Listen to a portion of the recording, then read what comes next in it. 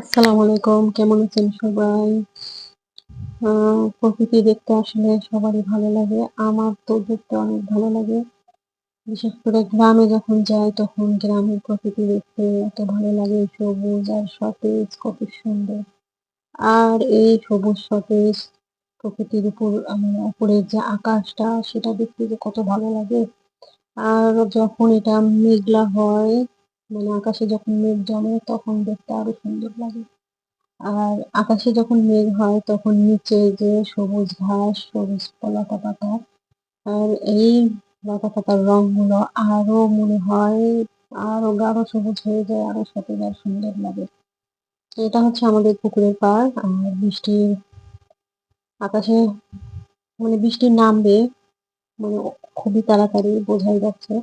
আকাশ কি পরিমাণে মেঘের ঘনঘটা। যাই হোক, তো প্রকৃতির এই সুন্দর দৃশ্যটা আমি ক্যামেরাতে ধারণ করলাম আপনাদের জন্য।